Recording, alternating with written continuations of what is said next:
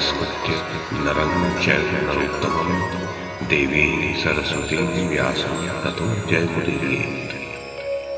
ओम नमो भगवते वासुदेवाय, ओम नमः पितामहाय, ओम नमः प्रजापतिभ्यः, ओम नमः कृष्णद्वैपायनाय, ओम नमः सर्वविघ्नविनायकेभ्यः।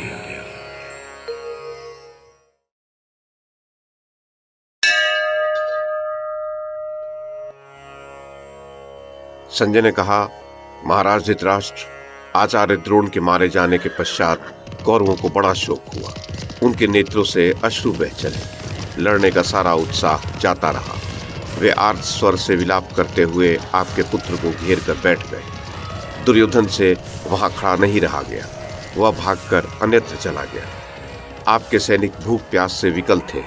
वे ऐसे उदास दिखाई देते थे मानो लू की लपट में झुलस गए हों। द्रोण की मृत्यु से सब पर भय छा गया था, इसलिए सब भाग गए। गांधार राज शकुनी, सूतपुत्र कर्ण, मद्रराज शल्य, आचार्य कृप और कृतवर्मा भी अपनी अपनी सेना के साथ भाग चले। दुशासन भी आचार्य की मृत्यु सुनकर घबरा गया था, अतः वह भी गजों की सेना लेकर भाग निकला। बचे हुए संशप्तकों को साथ ले सुशर्मा भी पलायन कर गया। कोई गज पर चढ़कर भागा, कोई रथ पर। कुछ लोग अश्व को रणभूमि में ही छोड़कर भाग गए। कोई पिता से शीघ्र भागने को कह रहा था, कोई भाइयों से, कोई मामा और मित्रों को उत्तेजित करते हुए भाग रहा था। इस प्रकार जब सारी सेना भयभीत हो बल और उत्साह खोकर भाग रही थी, उस समय द्रोण पुत्र अश्वत्थामा शत्रुओं की ओर बढ़ रहा था, मानो कोई ग्राह नदी के प्रवाह के प्रतिकूल जा रहा हो। इससे पहले अश्वत्थामा का उन प्रभद्रक, पांचाल, चेदी और केके आदि गणों के साथ महान युद्ध हो रहा था, जिनका प्रधान नेता शिखंडी था। इसीलिए अश्वत्थामा को अपनी पिता की मृत्यु का समाचार नहीं मिला था।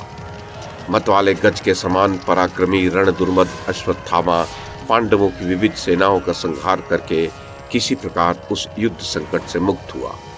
इतने में ही उसने देखा कि सारी कौरव सेना भागी जा रही है और सभी लोग पलायन करने में उत्साह दिखा रहे हैं। तब द्रोण पुत्र ने दुर्योधन के पास जाकर पूछा, भारत, तुम्हारी ये सेना त्रस्त होकर भाग क्यों रही है? तुम इसे रोकने का प्रयत्न क्यों नहीं कर रहे? पहले की भांति तुम्हारा मन आज स्वस्थ नहीं दिखाई देता। कर्ण आदि भी यहाँ नहीं ठहर रहे हैं। और दिन भी भयानक युद्ध हुए हैं, पर सेना की ऐसी दशा कभी नहीं हुई। बताओ तो, किस महारथी की मृत्यु हुई है जिससे तुम्हारी सेना इस अवस्था को पहुंच गई? राजन, द्रोण पुत्र का ये प्रश्न सुनकर भी दुर्योधन उस घोर अप्रिय समाचार को मुंह से नहीं निकाल सका, मात्र उसकी ओर देखकर अश्रु बहाता रहा। इसके पश्चात उसने कृपाचार्य से कहा, आप ही अश्वत्थामा को सेना के भागने का कारण बता दीजिए। नरेश्वर, तब कृपाचार्य बारंबार विषाद मग्न होकर अश्वत्थामा से द्रोण के मारे जाने का समाचार सुनाने लगे। उन्होंने कहा, तात, हम लोग आचार्य द्रोण को आगे रखकर पांचाल राजाओं से संग्राम कर रहे थे। उस युद्ध में जब बहुत से कौरव योद्धा मार डाले गए तो तुम्हारे पिता ने कुपित होकर ब्रह्मास्त्र प्रकट किया और भल्ल नामक बाणों से सहस्रों शत्रुओं का सफाया कर डाला। उस समय काल की प्रेरणा से पांडव, केके, मत्स्य और विशेषतः पांचाल वीरों में से जो भी द्रोण के रथ के सामने आया वो नष्ट हो गया। फिर तो पांचाल योद्धा भाग खड़े हुए। उनका बल और पराक्रम धूल में मिल गया। वे उत्साह खो बैठे और अचेत से हो गए। उन्हें द्रोण के बाणों से पीड़ित देख पांडवों की विजय चाहने वाले श्री कृष्ण ने कहा, ये आचार्य द्रोण मनुष्यों से कभी नहीं जीते जा सकते। औरों की तो बात ही क्या है, इंद्र भी इन्हें परास्त नहीं कर सकते। मेरा ऐसा विश्वास है कि अश्वत्थामा के मारे जाने पर ही ये लड़ाई नहीं कर पाएंगे। इसलिए कोई जाकर इन्हें अश्वत्थामा की मृत्यु की मिथ्या समाचार सुना दे।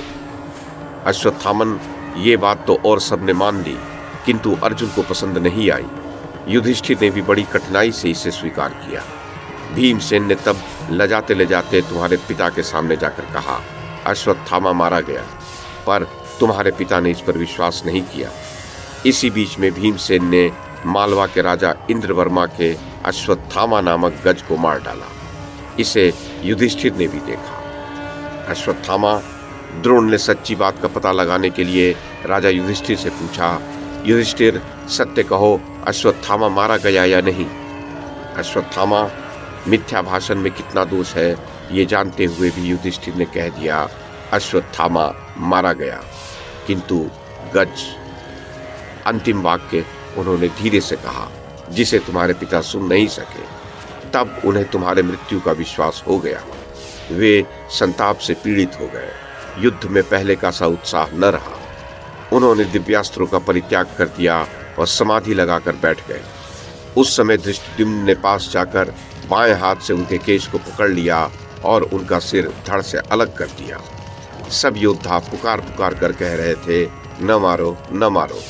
अर्जुन तो रथ से उतरकर उसके पीछे दौड़ पड़ा और बाह उठाकर बारंबार कहने लगा, आचार्य को जीवित ही उठा लाओ, मारो मत। अश्वत्थामा, इस प्रकार सब लोग मना करते ही रह गए, परंतु उस निशंस ने तुम्हारे पिता को मार ही डाला। उसके मारे जाने पर हमारा उत्साह भी जाता रहा, इसीलिए हम सब भाग रहे हैं। राजन, युद्ध में इस प्रकार पिता के मारे जाने का वृत्तांत सुनकर द्रोण पुत्र अश्वत्थामा पैरों से ठुकराए हुए सर्प के समान अत्यंत कुपित हो उठा। माननीय नरेश, जैसे अग्निदेव सूखे काठ की बहुत बड़ी राशि पाकर प्रचंड रूप से प्रज्वलित हो उठते हैं, उसी प्रकार रणभूमि में अश्वत्थामा अत्यंत क्रोध से जलने लगा। उसने हाथ से हाथ मलकर दांतों से दांत पीसे और फुफकारते हुए सर्प के समान वह लंबे निश्वास छोड़ने लगा। महाराज धृतराष्ट्र, उस समय उसके नेत्र लाल हो गए थे।